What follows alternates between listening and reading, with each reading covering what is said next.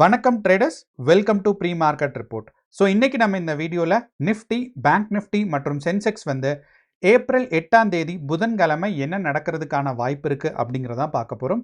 So இன்னையோட அனாலிசிஸில் பார்த்தீங்கன்னா நமக்கு இப்போதே இருக்கிற சுச்சுவேஷன்ஸ் எப்படி இருக்குது அப்படின்னா, குளோபலில் ஆயில் மார்க்கெட் பார்த்தீங்கன்னா ரொம்ப ரொம்ப ஹை ப்ரைஸில் இருக்குது. அண்ட் நம்ம நேற்றையுமே சொல்லியிருந்தோம் என்னென்னா, இந்தியா பார்த்தீங்கன்னா ஏறக்குறைய 80% ஆயில்ஸ் இம்போர்ட் பண்ணுறாங்க. ஸோ அப்படிங்கிறனால நேற்று ஆயில் ப்ரைஸ் ஹையாக இருக்கிறனால மார்க்கெட்ஸ் கொஞ்சம் பேனிக்னஸில் கீழே போகும் அப்படிங்கிறத எதிர்பார்த்தோம். ஆனால் நேற்று பார்த்தீங்கன்னா ஒரு பியர் ட்ராப் மாதிரி இனிஷியலாக மட்டும் கேப் டவுன் மார்க்கெட் கீழே போகிற மாதிரி அதுக்கப்புறம் பார்த்தீங்கன்னா மேலே போயிடுச்சு. ஸோ இது பியர் ட்ராப்னு சொல்லுவாங்க. ஸோ இப்போ இந்த ட்ராப்பில் பார்த்தீங்கன்னா எஃப்ஐஐஸ் அண்ட் டிஐஐஸ் இந்தியன் மார்க்கெட்டில் கான்ஃபிடென்ட்டாக இருக்காங்கன்னு அர்த்தம்.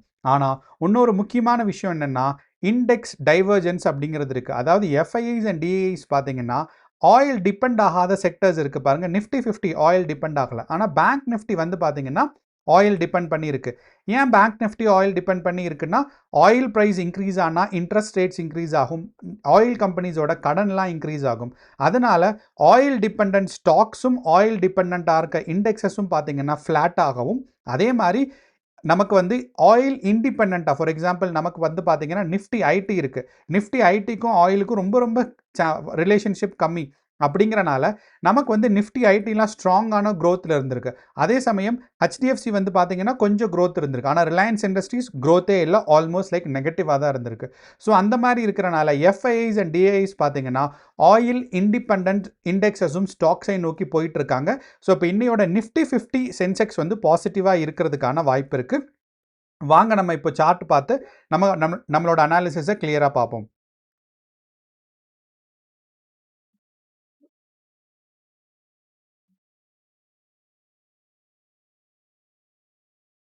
அப்போ நமக்கு எல்லாத்துக்கும் தெரியும் இன்னையோட கிஃப்ட் நிஃப்டி நமக்கு நெகட்டிவாக இருக்குமா பாசிட்டிவாக இருக்கிறதுக்கான வாய்ப்பு இருக்கா அப்படிங்கிறத சொல்லி. ஸோ நம்ம ஃபஸ்ட்டு கிஃப்ட் நிஃப்டி டேட்டாவோட கிஃப்ட் நிஃப்டி டேட்டாவை நமக்கு பார்த்தோம் அப்படின்னா நமக்கு இந்த ஒரு டவுட் கிளியராக தெரிஞ்சிடும். இன்னையோட மார்க்கெட்டில் நமக்கு கேப் அப் கேப் டவுன் இருக்கிறதுக்கான வாய்ப்பு இருக்கா அப்படிங்கிற ஒரு விஷயம் பார்த்தீங்கன்னா கிளியராக தெரிஞ்சிடும். நான் 3 மினிட்ஸ் டைம் ஃப்ரேம் வைக்காமல் 15 மினிட்ஸ் டைம் ஃப்ரேம் வைக்கிறேன். அப்போ இந்த 15 மினிட்ஸ் டைம் ஃப்ரேம் வைக்கும்போது நம்ம ஒரு முக்கியமான விஷயம் தெரிஞ்சுக்க போகிறோம். என்ன அப்படின்னு நீங்கள் பார்த்தீங்க அப்படின்னா, மார்க்கெட்டில் நமக்கு நேற்று 3:30க்கு மார்க்கெட்டோட ப்ரைஸ் எப்படி இருந்துச்சு, அண்ட் இன்னைக்கு இப்போதைய நிலைமைக்கு மார்க்கெட்டோட ப்ரைஸ் எப்படி இருக்குது அப்படிங்கிற இந்த விஷயத்தை நம்ம பார்க்க போகிறோம். அப்போ நேற்று 3:30க்கு பார்க்கும்போது நம்மளோட கிஃப்ட் நிஃப்டியோட ப்ரைஸ் பார்த்தீங்கன்னா ஏறக்குறைய நமக்கு 23,100 பக்கம் இருந்துச்சு. இந்த 23,100 பக்கம் இருக்கும்போது நமக்கு போஸ்ட் மார்க்கெட் ரிப்போர்ட்டில் என்ன சொல்லியிருந்தோம் அப்படின்னா, மார்க்கெட் பார்த்தீங்கன்னா இதே நிலைமையில தான் இருக்குது. ஸோ அதனால சில நேரங்களில் மார்க்கெட் கீழே போகிறதுக்கான வாய்ப்பு இருக்குது அப்படிங்கிறது சொல்லியிருந்தோம். ஆனால் நமக்கு இன்னைக்கு காலையில் கிஃப்ட் நிஃப்டி ஓப்பன் ஆகும்போது ஒரு முக்கியமான விஷயம் தெரிஞ்சிருக்கு. என்ன அப்படின்னா, மார்க்கெட்டில் ஒரு ஸ்ட்ராங்கான ஒரு கேப் அப் வந்திருக்கு. அண்ட் இந்த கேப் அப் எவ்வளவு இருக்குன்னு பார்த்தீங்கன்னா நமக்கே ஆச்சரியமாக இருக்கும். Almost like 800 point gap up இருக்குது. ஸோ மார்க்கெட்டோட ஓப்பனிங் ப்ரைஸ் நம்ம கன்சிடர் பண்ணோம்னா 550 பாயிண்ட்டும், அண்ட் கரண்ட் சுச்சுவேஷனை கம்பேர் பண்ணோம்னா 720 பாயிண்ட்டும். ஸோ கிஃப்ட் நிஃப்டியில் 720 பாயிண்ட் கேப் அப் இருக்குது. அண்ட் அதை விட முக்கியமான விஷயம் என்னென்னா, ஃபஸ்ட் கேண்டிலுக்கு அப்புறம் மார்க்கெட் பார்த்தீங்கன்னா 15 மினிட்ஸ் டைம் ஃப்ரேம் வச்சுருக்கேன், 3 மினிட்ஸ் கூட கிடையாது. மார்க்கெட் அப்படியே ஆல்மோஸ்ட் லைக் ஒரு ஃப்ளாட் லைனாக இருக்குது. அப்போது இங்கேருந்து செல்லர்ஸ் கீழே கொண்டு வர்றதுக்கான எக்ஸ்பெக்டேஷன்ஸ்லேயே அவங்க இல்லை. அண்ட் பையர்ஸ் நிஃப்டி ஓப்பன் ஆகட்டும் அப்படிங்கிறதுல வெயிட் பண்ணிட்டு இருக்காங்க. நம்ம 3 மினிட்ஸ் டைம் ஃப்ரேம் பார்த்தோம்னா இன்னும் நமக்கு கிளியராக தெரியும். ஸோ மார்க்கெட்டில் ஸ்டார்டிங்கில் நமக்கு ஒரு கேப் அப் ஸ்ட்ராங்காக வந்ததுக்கப்புறம் இந்த கேண்டிலோட பேட்டர்ன் நீங்கள் பார்த்தீங்கன்னா நமக்கு கிளியராக தெரியும். இந்த ப்ரைஸ்லேருந்து பார்த்தீங்கன்னா எவ்வளவு டைட்டாக க்ளோஸ் ஆகிட்டு இருக்குன்னு பாருங்கள். ஸோ மார்க்கெட் கீழே வர்றதுக்கான எக்ஸ்பெக்டேஷனே இல்லாத அளவுக்கு மார்க்கெட்டில் க்ளோஸ் ஆகிட்டு இருக்குங்கிறனால இன்னையோட நிஃப்டி 50 ஒரு ஸ்ட்ராங்கான ஒரு கேப் அப்பில் வரலாம். அண்ட் நிறையா பேர் அனாலிசிஸில் என்ன சொல்கிறாங்கன்னா, இந்த மாதிரி அதாவது ஆயில் ப்ரைஸ் இன்க்ரீஸ் ஆனாலும் நமக்கு இந்தியன் மார்க்கெட் பாசிட்டிவாக இருக்கிறதுக்கு ஒரு முக்கியமான காரணம் என்னன்னா, நம்ம இந்தியன் மார்க்கெட் பார்த்தீங்கன்னா நமக்கு ஸ்ட்ரைட் ஆஃப் ஹார்மூஸில் oil and LPG and LNG liquefied natural gas, liquefied petroleum இது எல்லாமே வந்துட்டுருக்கு. அப்படிங்கிற காரணத்தினால நமக்கு ஸ்ட்ரைட் ஆஃப் ஹார்மூஸோ ஈரான் யூஎஸ் வாரோ பெருசாக அஃபெக்ட் ஆகிறதுக்கான வாய்ப்பு இல்லை அப்படிங்கிறதா நமக்கு தெரியுது. ஆனால் குளோபல் லெவலில் பார்க்கும்போது நமக்கு ஆயில் ப்ரைஸ் ஏறக்குறைய 11,000 தொட்டுருச்சுன்னு சொல்லலாம். அண்ட் இந்த 11,000 தொட்டுட்டு நமக்கு நைட்டில் ஓவர் நைட் நமக்கு இந்தியன் ருப்பியில் நமக்கு பார்த்தோம் அப்படின்னா கரெக்டாக ஆல்மோஸ்ட் லைக் ஒரு 8:30க்கு அதாவது யுஎஸ் மார்க்கெட் தொடங்குனதுக்கப்புறம் பார்த்தீங்கன்னா, நமக்கு ஆயில் பிரைஸ் கொஞ்சம் குறைஞ்சிருக்கு. அப்போ இந்த யுஎஸ் மார்க்கெட் தொடங்குனதுலேருந்து ஆயில் பிரைஸ் எவ்வளவு குறைஞ்சிருக்கு அப்படின்னு பார்த்தீங்கன்னா, ரூ. 360 அதாவது 3% ஆயில் பிரைஸ் குறைஞ்சிருக்கு. அண்ட் மேபி இது வந்து ஒரு ஸ்ட்ராங்கான இம்பேக்ட்டா இருக்கலாம் அப்படிங்கிறது தான் என்னோட ஒரு கருத்தா இருக்கு. அண்ட் இத தொடர்ந்து பார்த்தீங்கன்னா, இன்கேஸ் நமக்கு நிஃப்டி 50ல 150 பாயிண்ட் ஸ்ட்ராங்கான ஒரு கேப் அப் வருதுன்னா, நம்ம கொஞ்சம் ஜாக்கிரதையா இருக்கணும். என்ன அப்படின்னா, மார்க்கெட்ல வந்து நேத்து பார்த்தீங்கன்னா, நமக்கு நிஃப்டி 50 வந்து ஒரு கேப் டவுன் வந்துச்சு. அந்த கேப் டவுன உடனே வந்து கேப் ஃபில்லிங் நடந்துச்சு. ஏன்னா இந்த கேப் ஃபில்லிங் அப்படிங்கிறது ஒரு முக்கியமான கான்செப்ட். அப்போ நேத்து எப்படி நமக்கு வந்து கேப் டவுன் வந்துட்டு மார்க்கெட் மேல போச்சோ, அதே மாரி இன்னையோட மார்க்கெட் வந்து நம்ம வந்து ஒரு கேப் அப் எதிர்பார்த்து அந்த கேப் அப்லேருந்து கீழ வர்றதுக்கான வாய்ப்புகளும் ரொம்ப அதிகமா இருக்கு. ஸோ அப்படிங்கிறனால இன்னையோட நிஃப்டி 50ல 23,500 வந்து நமக்கு வந்து ஒரு ஸ்ட்ராங்கான ஒரு ரெசிஸ்டன்ஸா கன்சிடர் பண்ணணும். அண்ட் கண்டிப்பாக நேத்து சொன்ன அதே கேரக்டரைசேஷன் தான். என்னன்னா, ஃபர்ஸ்ட்டு ஒரு 45 மினிட்ஸ் பாருங்க. சப்போஸ் நமக்கு வந்து இந்த 23,500 கிராஸ் பண்ணி 45 மினிட்ஸ் வந்து மார்க்கெட் வந்து இதுக்கு மேல சஸ்டெயின் ஆகி, அதே மாரி கேண்டில் பேட்டர்னும் அதே மாரி ஒரு அப்வர்ட் ட்ரெண்டுக்கான ஒரு எக்ஸ்பெக்டேஷன்ஸ் இருந்துச்சு அப்படின்னா, நமக்கு வந்து ஒரு லாங் பொசிஷன் போலாம். அப்படி இல்ல அப்படின்னா, நம்ம வந்து மார்க்கெட்ல வெயிட் பண்ணி பொறுமையா தான் இருக்கணும். ஏன்னா இந்தியா விக்ஸ் வந்து நேத்தோட நிலைமைய விட ஒரு ரூ. 3 குறைஞ்சிருக்கு அப்படிங்கிறது சொல்லலாம். ஸோ ரூ. 26ல இருந்துச்சு. இப்போதைய நிலைமையில ரூ. 24 இருக்கு. ஸோ அப்படிங்கிறனால ஏறக்குறைய ஒரு ரூ. 2.5 குறைஞ்சிருக்கு. இது வந்து வெறும் ரூபால தான் குறைஞ்சிருக்கு. ஆனா இந்த இந்தியா விக்ஸோட வேல்யூ வந்து ரொம்ப மார்க்கெட்ல சிக்னிஃபிகன்ட் ஆனது. அண்ட் இப்போதைய நிலைமைக்கு பார்த்தீங்கன்னா, இந்தியா விக்ஸ் 20க்கு மேல இருக்கிறனால உங்களோட லாட் சைஸை கம்மி பண்ணி தான் வச்சுக்கணும். ஸோ நிஃப்டியில் 700 பாயிண்ட் கேப் அப் வருது அப்படின்னா, நமக்கு வந்து சென்செக்ஸ் அண்ட் பேங்க் நிஃப்டிலையும் கேப் அப் வர்றதுக்கான வாய்ப்புகள் இருக்குது. அண்ட் சென்செக்ஸில் கன்ஃபார்மாக நமக்கு சொல்லலாம் 3 மடங்கு கேப் அப் வரும். ஸோ நிஃப்டியில் 700னா சென்செக்ஸில் வந்து 2000 பாயிண்ட் கேப் அப் வரும். ஸோ கேர்ஃபுல்லாக நீங்கள் வந்து ட்ரேட் பண்ணுறத வச்சுக்கணும். அதே மாதிரி இன்னைக்கு வந்து சில நேரங்களில் நமக்கு வந்து எக்ஸ்பெக்டேஷன்ஸ் என்னென்னா, பேங்க் நிஃப்டி அளவு நமக்கு வந்து கேப் அப் கொடுக்கறதுக்கான வாய்ப்புகள் கொஞ்சம் கம்மி.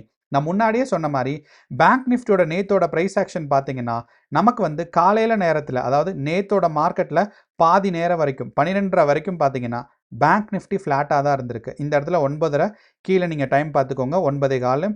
அதே மாதிரி இந்த இடத்துல 3:15. ஸோ 1:15 இந்த டைம் பார்த்தீங்கன்னா பேங்க் நிஃப்டி ஆல்மோஸ்ட் ஃப்ளாட்டாக இருக்குது.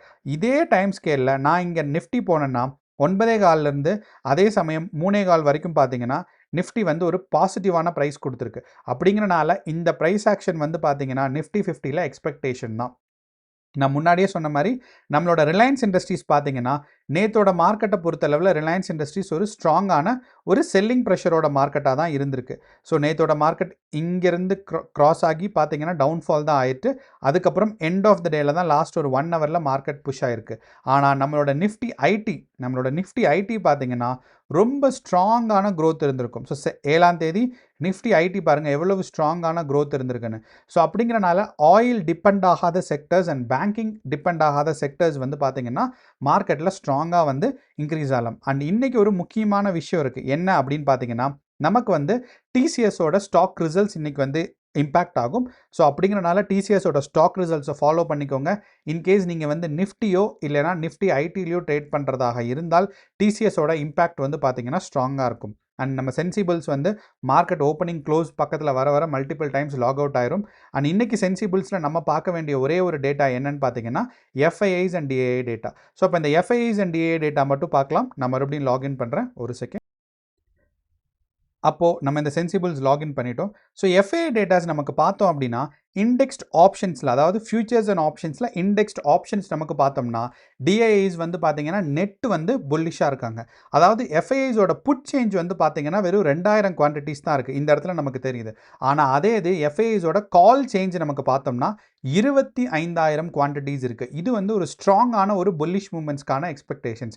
அண்ட் இது கூடவே நமக்கு என்னென்ன சப்போர்ட் இருக்குது அப்படின்னு பார்த்தீங்கன்னா, நமக்கு கிஃப்ட் நிஃப்டி டேட்டா வந்து பார்த்தீங்கன்னா ஒரு 700 பாயிண்ட் கேப் அப் கொடுத்துருக்கு.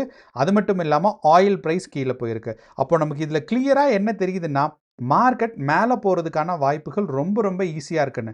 ஆனால் எப்போ நமக்கு வந்து நிஃப்டி வந்து இந்த மாதிரி நியூஸ் கொடுக்கும்போது நம்ம கொஞ்சம் எக்ஸ்ட்ரா காஷியஸாக இருக்கணும். அப்படின்னா ரொம்ப பாதுகாப்பாக இருக்கணும். சில நேரங்களில் நமக்கு வந்து மார்க்கெட் வந்து பார்த்தீங்கன்னா, ரொம்ப ஈஸியா புரிஞ்சுக்கிற மாரி இருக்கும். ஸோ, அன்னைக்கு தான் நம்மள வந்து பியர் ட்ராப் பண்ணிருவாங்க. இல்லன்னா புல் ட்ராப் பண்ணிருவாங்க. அதாவது மேல போற மாரி காமிச்சுட்டு, அப்படியே மார்க்கெட்ட கீழ இறக்கிருவாங்க. ஸோ, நமக்கு வந்து 2வதா நம்மளோட ஓப்பன் இன்ட்ரெஸ்ட் டேட்டா வந்து பார்த்தீங்கன்னா, ஈஸியா கை குடுக்கும். ஆனா, இன்னையோட நிலைமைக்கு நமக்கு நேத்து எக்ஸ்பைரி அப்படிங்கிறனால, நிஃப்டி 50ய பொறுத்தளவு, இனிமேல் நமக்கு புதுசா குவான்டிட்டீஸ் வந்தா தான் நமக்கு வந்து தெரிஞ்சுக்க முடியும். ஸோ, அப்படிங்கிறனால ஓப்பன் இன்ட்ரெஸ்ட் டேட்டால நமக்கு கிளியரா தெரியாது. கால் ஆப்ஷன்ஸ் எங்க இருக்கு, புட் ஆப்ஷன்ஸ் எவ்வளோ இருக்கு. இதனால குவான்டிட்டீஸ் வச்சு நம்மளால கெஸ் பண்ண முடியாது. ஸோ, நமக்கு வந்து ஆயில் பிரைஸு, அது மட்டும் இல்லாம நிஃப்டி 50ல கேப் அப்பு, நமக்கு வந்து எஃப்ஐஐஸ் அண்ட் டிஐஐஸோட பொசிஷன் பார்த்தீங்கன்னா பாசிட்டிவா இருக்கு. அப்போ இன்னையோட மார்க்கெட் வந்து நமக்கு நிஃப்டி 50ய பொறுத்தளவு இந்த 23,500க்கு மேல மார்க்கெட் வந்து சஸ்டெயின் ஆயிடுச்சு அப்படின்னா, நம்ம வந்து மார்க்கெட்ட வந்து ஒரு பாசிட்டிவான ஒரு டைரக்ஷன்ல தான் எதிர்பார்க்கிறோம். ஆனாலும் இந்த 23,000 பக்கத்துல வரும்போது நீங்க வந்து கேர்ஃபுல்லா இருக்கணும். ஏன்னா 700 பாயிண்ட்டுங்கும்போது கண்டிப்பாக இந்த 23,000க்கு மேல தான் போயிருச்சு. ஸோ, அப்படிங்கிறனால நம்ம வந்து கேர்ஃபுல்லா இருக்கணும். ஃபர்ஸ்ட் ஒரு 1 ஹவர் மட்டும் இந்த 23,500க்கு மேல சஸ்டெயின் ஆயிடுச்சு அப்படின்னா, நமக்கு வந்து நிஃப்டி 50 பாசிட்டிவாக போகும். இல்ல அந்த ஃபர்ஸ்ட் 1 ஹவர் இல்லன்னா 40 மினிட்ஸ் கேண்டில்ல இந்த மாரி நீங்க ஒரு பேட்டர்ன் பார்த்தீங்க. First candle, second candle, third candle pattern இந்த மாரி ஒரு டவுன் ஃபாலிங் பேட்டர்ன் பார்த்தீங்க அப்படின்னா, கொஞ்சம் கேர்ஃபுல்லா டீல் பண்ணும். அதே இது ஃபர்ஸ்ட் கேண்டில் இப்படி, second candle and third candle. எனக்கு தெரிஞ்சு நீங்க வந்து ஒரு 3 மினிட்ஸ் இல்லன்னா 5 மினிட்ஸ் டைம் ஃப்ரேம்ல பாருங்க. அது கூடவே பார்த்தீங்கன்னா 15 மினிட்ஸ் டைம் ஃப்ரேம்லயும் பாருங்க. இந்த மாரி ஒரு 2 டிஃபரெண்ட் டைம் ஃப்ரேம் 3, 15 பார்த்துக்கோங்க. 3 மினிட்ஸ் டைம் ஃப்ரேம்லயும், 15 மினிட்ஸ் டைம் ஃப்ரேம்லயும் 3லயுமே இந்த மாரி ஒரு பாசிட்டிவான ஒரு கேரக்டர்ஸ் இருந்துச்சு அப்படின்னா, இன்னைக்கு நீங்க லாங் பொசிஷன் ஹோல்ட் பண்ணலாம். அப்படி இல்லைன்னா நீங்க வந்து கேர்ஃபுல்லா தான் ஹோல்ட் பண்ணணும். என்னதாக இருந்தாலும் தயவு செய்து நேக்கட் பொசிஷன் எடுக்காதீங்க. ஸோ, இந்த நேக்கட் பொசிஷன்னா என்ன அப்படின்னா, ஆப்ஷன்ஸ் நீங்க வந்து பெரும்பான்மையான ஆட்கள் வந்து பார்த்தீங்கன்னா, ரீட்டெயிலர்ஸ் வந்து ஆப்ஷன் பையர்ஸா தான் இருப்பீங்க. அப்ப நீங்க வந்து ஒரு சைடு கால் ஆப்ஷன் போகும் அப்படின்னு நீங்க எதிர்பார்த்தீங்கன்னா, ஆப்போசிட்ல போய் என்ன பண்ணுங்க, புட் ஆப்ஷனும் போகும் அப்படிங்கிற மாரி ஃபார் அவுட் ஆஃப் த மனில பொசிஷன் எடுங்க. அதாவது இப்ப நீங்க அட் த மனில தான் பெரும்பாலும் கால் ஆப்ஷன்ஸ் எடுப்பீங்க. அப்போ அட் த மனில எடுக்கிறதுக்கான முயற்சிகள் பண்ணுங்க. இது 1. 2வது அட் த மனில எடுக்கும்போது கால் ஆப்ஷன்ஸ் மார்க்கெட் வந்து மேல போகும் அப்படிங்கிற எக்ஸ்பெக்டேஷன்ஸ்ல கால் ஆப்ஷன் எடுக்கும்போது, புட் ஆப்ஷன் பார்த்தீங்கன்னா, ஒரு 200 இல்லன்னா 300 பாயிண்ட் மேல போயி, நீங்க வந்து புட் ஆப்ஷன் எடுத்துருங்க. ஸோ, அந்த புட் ஆப்ஷன் எடுக்கும்போது கிரீக் வேல்யூ கம்மியா இருக்கும். எல்டிபி லாஸ்ட் ட்ரேடட் பிரைஸ் வந்து வேல்யூவும் கம்மியா இருக்குங்கிறனால, ஒரு வேளை மார்க்கெட்டோட ஆப்போசிட் டைரக்ஷன் போச்சு அப்படின்னா, அத நமக்கு சேவ் பண்றதுக்கா இருக்கும். ஸோ, அதனால தயவு செய்து நேக்கட் பொசிஷன் எடுக்கிறத அவாய்ட் பண்ணிட்டு, இந்தியா விக்ஸ் டேட்டா எப்ப எல்லாம் வந்து 15 இல்லன்னா 20க்கு மேல இருக்கோ, அப்ப வந்து நம்ம வந்து ஹெட்ஜ் பொசிஷன் எடுக்கணும். அதாவது ஒருவேளை மார்க்கெட் ரிவர்ஸ் ஆயிடுச்சுன்னா, பாதுகாக்கிறதுக்கு தான் இந்த ஆப்போசிட் பொசிஷன். இந்த மாரி ஆப்போசிட் பொசிஷன்ல எடுக்கிறதுக்கு பேரு தான் ஹெட்ஜிங்ன்னு பேரு. ஸோ, அதனால நேக்கட் பொசிஷன் எடுக்காம ஆப்போசிட்ல ஹெட்ஜ் பொசிஷனும் எடுக்கிறதுக்காக பழகிக்கோங்க. அண்ட் பெரும்பான்மையான குவான்டிட்டீஸ் யூசுவலா நீங்க எவ்வளோ குவான்டிட்டீஸ் எடுப்பீங்களோ, அத விட கொஞ்சம் கம்மி பண்ணி எடுக்கிறது அட்வைசபிள். ஏன்னா, இந்தியா விக்ஸ் டேட்டா ரொம்ப அதிகமா இருக்கு. நமக்கு வந்து மார்க்கெட்டோட அன்சர்டனிட்டி அண்ட் குளோபல் மார்க்கெட்டோட அன்சர்டனிட்டியும் ரொம்பவே டிஃபரெண்ட்டா இருக்கிறனால, கேர்ஃபுல்லா டீல் பண்ணணும். ஸோ, இன்னையோட மார்க்கெட்ல ஒரு ஸ்ட்ராங்கான கேப் அப்பும் அண்ட் புல்லிஷ் மார்க்கெட்டா போறதுக்கான இண்டிகேஷன்ஸ் தான் நெறையா இருக்கு. ஆனாலும் நம்ம வந்து கேர்ஃபுல்லா இருக்கணும். So, all the best. கேர்ஃபுல்லா ட்ரேட் பண்ணுங்க. உங்களுக்கு வீடியோ பிடிச்சிருந்துச்சுன்னா லைக் இல்லன்னா கமெண்ட் பண்ணுங்க. அதே மாரி உங்களோட ஃப்ரெண்ட்ஸ் அண்ட் ஃபேமிலி யாராவது ட்ரேட் பண்ணிருந்தாங்கன்னா, அவங்களுக்கு ஷேர் பண்ணுங்க. அண்ட் உங்களுக்கு வேற ஏதாவது டவுட்ஸ் இருக்கு அப்படின்னா, கமெண்ட் பண்ணுங்க. நான் வந்து ரெஸ்பாண்ட் பண்றேன். நன்றி, வணக்கம்.